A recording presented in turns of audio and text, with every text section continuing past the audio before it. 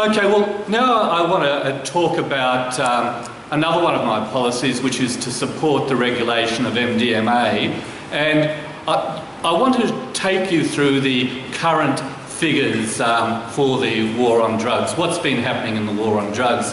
And that's what the slide, which is up there at the moment, does. It shows the way illicit drug arrests have changed from 2010 and 2011 to 2013 and 2014. The thing to notice about this is that cannabis is the drug which is most heavily arrested. In 2011, 70% of drug arrests were for cannabis. Even though it went up in 2014, it actually dropped to 60% because of the huge explosion in arrests for ice and the amphetamines. If you look closely, if you look at the figures, you'll find they doubled from something like 13,000 to 26,000. And another thing to notice is how cocaine is almost decriminalised. Only about 1% of drug arrests are for cocaine. And the reason for that seems to be it's the drug of choice for the rich. If you look at who uses cocaine, people who are in the top socio-economic brackets use cocaine 4 times as much. So the police don't bother with arresting them, and even when they do their drug driving, they turn off that particular function which would detect cocaine. It's on there, but they don't want to arrest people for cocaine use. They want to arrest them for cannabis, and they want to arrest them for methamphetamines. Okay, so we'll change, we're leaving that there just for a few more seconds, just to sort of show the increase in arrests from 2011 to 2014. The number of drug arrests went up from 84,000 to 112,000. They're now at an all-time record. Okay, so we'll go to number 2. All right, so one of the things I did as I was sort of trawling through the figures recently just to try and get some idea of what's happening with the war on drugs was I updated a figure I'd done in 2011. Well, actually it was in 2013. I gave a talk at Drug Action Week in Canberra, and that talk was called How Many Cones, How Many Pills, How Many Lines of Coke? And what I was trying to do was estimate the size of the Australian illicit market down to the nearest million pills, the nearest million lines of coke, etc., and their so-called street value. And one of the things to notice is that between 2011 and 2014, there wasn't much change at all. Most of the drugs more or less sort of held their own position. Cannabis was around about 5 billion. I think cocaine's around about 2.5 billion to 3 billion.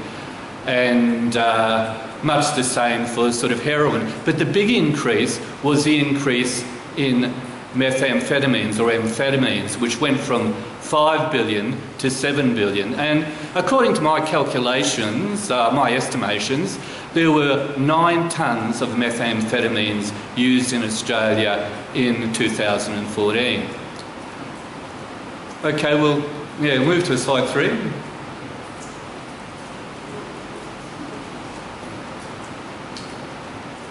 And, well, I should add about that, what slide 2 showed was that the total value of the illicit drug market in 2011 was $16.9 billion, but now it's up to $20 billion. Now, slide 3 is about the cost of drug law enforcement. The cost of drug law enforcement in 2011, according to my paper, was $1.5 billion. Now, at the same conference, which was the Drug Action Week in the ACT, Alison Ritter and her team from the NDRC, the National Drug and Alcohol Research Centre, also did a calculation for the size of drug law enforcement, except both of us just did the justice sector costs of drug law enforcement and left out customs. Customs is difficult because although we spend $1 billion each year on customs, the actual percentage that's spent on drug law enforcement is quite difficult to work out because those same resources are also used for border protection, quarantine, etc. So what we both did was measure the cost of the justice sector, cost of drug law enforcement. And justice sector cost is police, courts and prisons. Now the figure I got for that was $1.2 billion, and the figure Alison Ritter and her team got was $1.12 billion.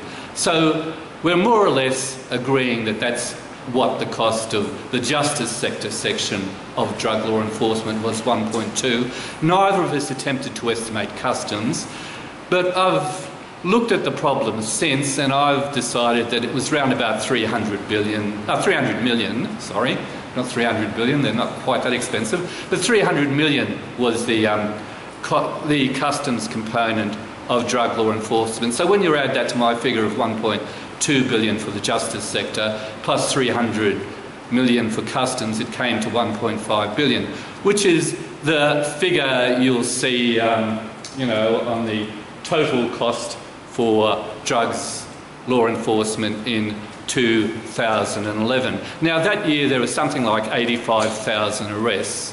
So if you divide that cost, 1.5 billion, by the 85,000 arrests, you get the average cost of drug law enforcement per arrest, which on those figures is around about $17,000. Each arrest for drug law enforcement will cost the overall budget for drug law enforcement $17,000. So if you look at the next table, that's the 2014 costs.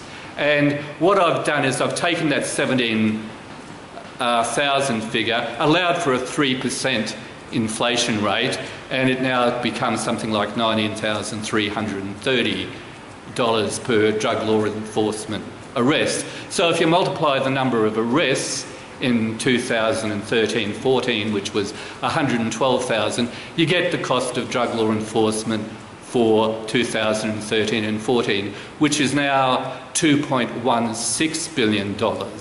So that's what's happened during the sort of war on ice. We've increased the cost of drug law enforcement by $500 million each year, just attempting to arrest our way out of the problem.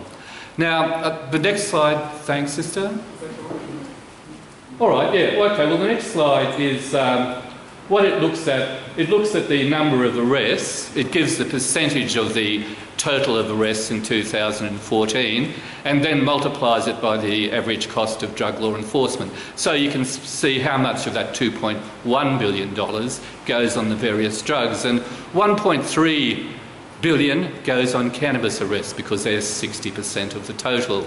About another 520 million goes on the amphetamine arrests, and the rest of it's hardly anything. There's not many cocaine arrests, despite the fact it's as widely used as the amphetamines. It's not arrested. People just don't get arrested for cocaine because the police don't bother trying to arrest you for cocaine. So that's what the third slide's about. If we go to the fourth slide.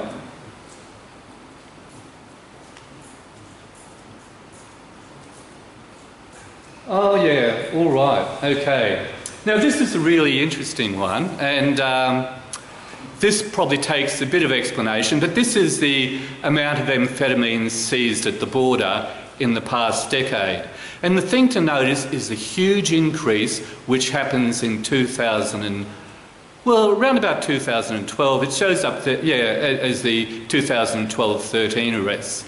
And you'll notice that it goes from, they used to arrest at best, they used to sort of stop at best at the border, somewhere between, 200 to 500 kilos of amphetamines. But after the launch of the war on ice, you get this massive increase, so that in 2012-2013, they spend, that's 2.1 tonnes of ice stopped at the border in 2012-2013, and if you look at the next year, that's 1.8 tonnes of ice stopped at the border in 2013, 2014. The figures aren't out yet for 2014 and 2015, but they're going to be at least in the same range. I'm expecting somewhere between 2 tonnes and 3 tonnes of ice stopped at the border in 2014 and 2015. And so that's the really extraordinary thing about the war on ice, is that, that with it happening, with all those sort of arrests doubling, what's happened is the country's been flooded with ice. The police have spent, twice as much on drug law enforcement. They've arrested twice as many people. And what we're getting is a flood, this enormous flood, which is shown in that particular graph. For the past 3 years, there's been at least 2 tonnes of ice seized at the border. Now, what happened, from what I can make out from reconstructing, trying to make sense of these figures, is it seems that in the first year, or the first couple of years of the war on ice, they managed to shut down all the methamphetamine labs in Australia, or a great number of them. Before then, a lot of the sort of amphetamines in Australia were home-baked. They were just made in sort of people's kitchens, essentially. And but the start of the war on ice sort of wiped them out. Now, this forced the price of ice up in Australia. And that's generally what happens when you sort of crack down. Ice, price doubles. Price varies according to the regime of prohibition, according to what I call Jiggens' law, which is one of the laws I worked out when I had my PhD. But that means that if you press down twice as hard, price goes up twice. If you press down 3 times as hard, price goes up 3 times. And the net result of that is that every dollar you spend on drug law enforcement is worth $10 to the black market. Because although you press down hard, that doesn't seem to have any effect on consumption. All you do is cause temporary shortages where you get a change of drugs. And a new drug epidemic will replace the old drug epidemic, and price just goes up. So every dollar you spend on drug law enforcement is worth 10 to the black market. So that seems to have been what happened in Australia with the launch of the war on ice. We got this substantial increase in the price of ice. Now, this meant that for the multinational gangs who were in the rest of the world, suddenly there was a market for ice in Australia. The price was sufficiently high, so they started sending huge shipments over to Australia. And that's the reason for that incredible sort of increase in the amount of methamphetamine seized at the border. By increasing the price for ice in Australia, you incentivised the manufacturers of ice overseas. So you had sort of the manufacture of ice sort of corporatised, and you had it outsourced. And so these huge shipments came in. The first of the really huge shipment was the one in, I think, November 2011, and that was 240 kilos of ice. Now, these days we regularly get shipments greater than that, but when that one happened in November, I think it was May the 11th, 2011, May 2011, it happened, there was extraordinary coverage of this. There was this huge seizure of ice. It was 240 kilograms. The police estimated the street value at $50 million. And the reporters at the time reported this. They sort of said that this was a major, major bust, and it was going to cause a great reduction in the ice market. But that isn't what happened, because what you notice is what happened is it is after this particular first big bust that the flood happens. And the way the flood happens is that the Australian record seizure for ice goes up 4 times over the next 3 years. It goes up from 240 kilos on the 11th, on May 2011. It reaches 306 kilos in, I think, February 2013. July 2013, there's a new record seizure of 585 kilos. And then in November 2014, we got the monster. The monster was valued by the police at $1.5 billion. It was a tonne of ice and 2 tonnes of methamphetamines. And when they got that... no, they're different. I'll get onto that though, yeah. But later, yeah. So... wait, ask questions afterwards. Okay, that's a good question to ask afterwards. Yeah. Okay. Anyway, so in November 2014, there was a tonne of ice seized, 2 tonnes of MDMA seized, and the Prime Minister came out, the Customs Minister came out, police chiefs came out and said, you know, this is it. We've really, this is going to be a major blow against the illicit drug trade. We've done something really fantastic here. This is going to stop it. Well, it didn't. Even a seizure of $1.5 billion had no effect on the market. It's just sort of gone on, and now we get regular busts of 200 kilos of ice. They seem to happen almost every week. I looked at the most recent week, and there was one bust of 140 kilos in Perth. There were 117 charges and 13 arrests in Charleville for ice. You know, I mean, Charleville, how far out from the rest of Australia is that? And there was a 480 kilo bust of ice in New Zealand, which would have found its way across the ditch, you can be sure. So that's the sort of level of the flood. And we've seen the level of arrests, we've seen how much money the police are putting into it, and they're having no effect. The flood of ice is just going on and on. So do you want to go to the next one?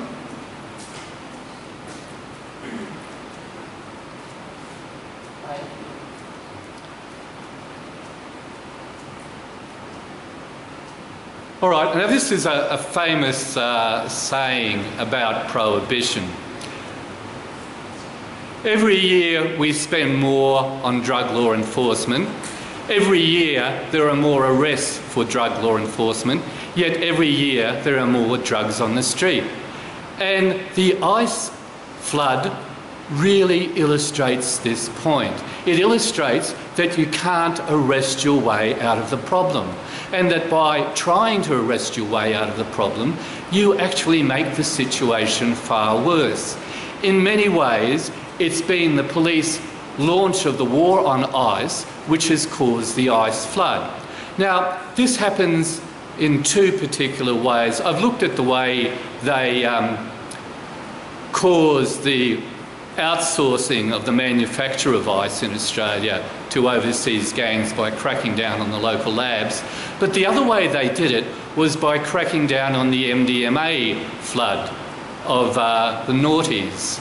Now, again, most people aren't aware of this, but we had an MDMA flood in Australia from 2000 until 2009, until what is known as the GMC, or the Global MDMA Crisis.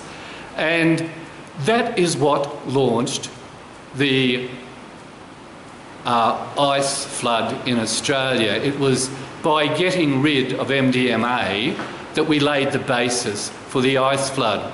So what I propose as the solution to the ice flood is to regulate MDMA and make that available.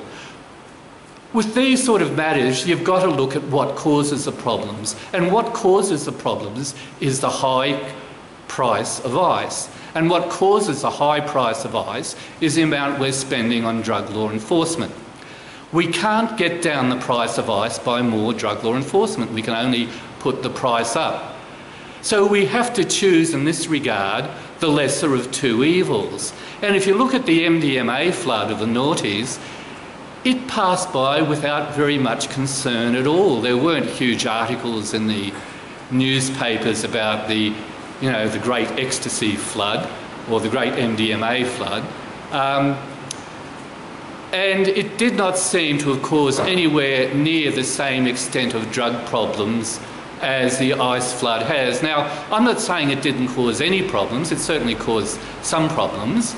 but it's just the level of problems is so much lesser than the ice flood. So that's why I support the regulation of MDMA as a way to counter the flood of ice into the country. I think the flood of ice is real. You can see it every day. Every week you read the newspapers, you'll read about massive shipments.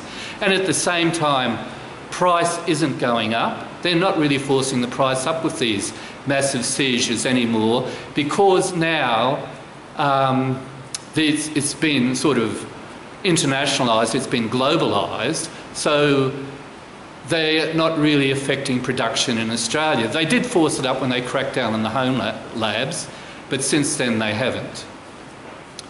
All right, so if there's anyone got any questions, I'll sort of stop it there. It feels like, in a way, it's sort of a perverse advertising when they do these busts. It seems like that's, I don't know, to me, I know it's just a statement question, but it just seems to be like it's advertising for the amount of drugs that are coming off, what the number one game being the police have for distribution. Yeah, and it also has that sort of forbidden fruit syndrome. The more you sort of seem to demonise drugs, the more popular they become, and that's always been the case with prohibition. So certainly there is that case. Whether the police are advertising through the newspapers, well, most of the information you're getting is from the police. Most of those reporters have very pally relationships with some of the more crooked cops in Australia, and generally what you read on crime in Australia, this is generalising hugely, because you have white knights of journalism and black knights of journalism, just as you have white knights in the police force and black knights. But a lot of the stuff is coming from the black knights being fed to their black knight journalistic companions. So you're getting massive disinformation. And, you know, my book, The Killer Cop and the Murder of Donald Mackay, is how, the major murder they used to, launch the war on cannabis has just been covered up in a huge way because of the involvement of ex-New South Wales detectives. Do you think heroin is making a comeback after all this? Really hard to tell with heroin. I found that one a really difficult one. If you look at the bust fees or the seizure figures, yes, the seizures would tend to indicate that it is making a bit of a comeback. If you look at what's called the NDS Household Survey, which is the National Drug Strategy Household Survey, which is it's a triennial survey which sort of measures illicit drug use in Australia. It sort of shows heroin use dropping from 0.2% to 0.1%. The trouble with that sort of figure is that if 0.1% is 1,000th of the people they're surveying. So if you survey 6,000 people, that's 6 people. So, like the figures are just too small at that stage to be used, and I don't use those figures. I chose to use the figures on seizures to calculate my size on the heroin market. What was the name of that law? You said that the Jiggens law. How can you forget that? Should I have called it the free marijuana law, Nigel? Exactly right. Yeah. That's probably, well, when you go through what I call the metrics of the illicit drug trade, and you start to sort of build a mathematical model of it, because that's what I attempt to do in my PhD, is to mathematicize the drug problem. Because the good thing about mathematicizing problems is maths doesn't lie to you, whereas people do lie to you all the time. So, and that was the. I had started off with 3 laws. The amount seized varies with the regime of prohibition. Regime of prohibition is the way you measure the heartbeat of prohibition. It's the number of arrests per 1,000 drug users. So, if the police are arresting at, 10 arrests per 1,000 drug users, and then they arrest at 20 arrests per 1,000 drug users, I say that the regime of prohibition's gone up by 2. So anyway, my 3 laws were the amount seized varies with the regime of prohibition, the price of cannabis varies with the regime of prohibition, and the regime of corruption varies with the regime of prohibition. And they're the three things I attempted to sort of prove. Drug seizures varying with the regime of prohibitions doesn't quite work because they vary so much from year to year. Like they average around about 10%, but the range is between 2 and 18%. So that one doesn't quite work. And the only one which really, well, I think the regime of corruption does increase with the regime of prohibition, and that's the corollary of the law that price increases with the regime of prohibition. Because once you increase price, you increase the value of the market. So the money to bribe the police goes up. So if you press down twice as hard, there's twice as much money to bribe the police. So I think that one still holds. That's why I said it held in my PhD, and I think that's a reasonable sort of argument. Talking about corruption, how much of the drugs that are seized actually end up back in the street anyway? I can't work out a way to measure that, but obviously a large lot, you know, yeah. Under the guise of operational procedures. Yeah. Do you discuss much about the legal drugs given through doctors and chemists called heroin in a pill? No. As I said, I look at the illicit That's drug. the heroin problem in this country right now. That's the real heroin problem. Yeah. Sold as painkillers, like a freebase and shoot up their arms. Yeah.